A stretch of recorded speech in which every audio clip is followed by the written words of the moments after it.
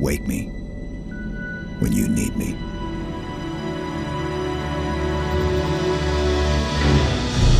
Halo has a magical feel to it that is unlike any other game. To what degree do we need to rework great work that's already been done? What do we keep? What do we throw away? What do we add? Equally, we want this to be our Halo game and the first Halo game that 343 has developed. We've really focused on trying to craft these moments that live up to the legacy of the Halo experience. We're working within the constraints of what makes Halo Halo, but trying to make every aspect of it bigger and better.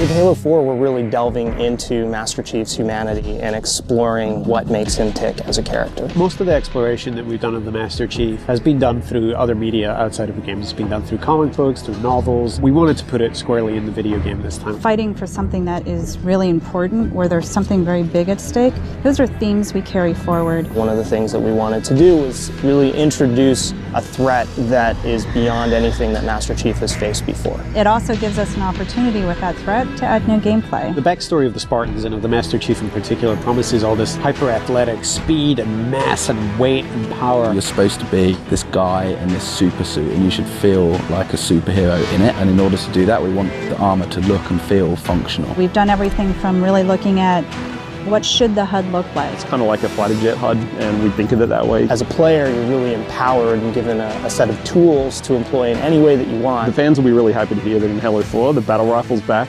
It's the old burst fire precision weapon that they know and love. All weapons, vehicles and enemies have all been updated graphically. A lot of that is just in service of the experience we're trying to create. We want you to feel like you could step right into that world. We're trying to bring that across in multiplayer, that there's this whole universe out there and you get to play in all these cool locations. We're absolutely creating multiplayer levels from scratch. So these are not play spaces that are recycled from the campaign. They're purpose-built with competitive in mind. The two maps that we're going to be showing are Warhouse and Wraparound.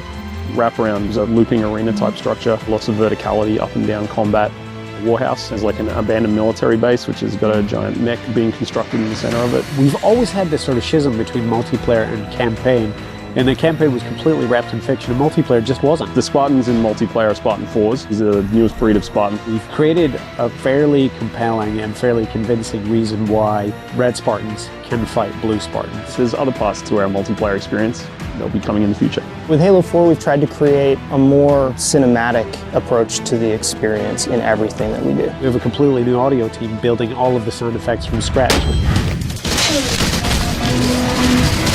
We've redone almost everything.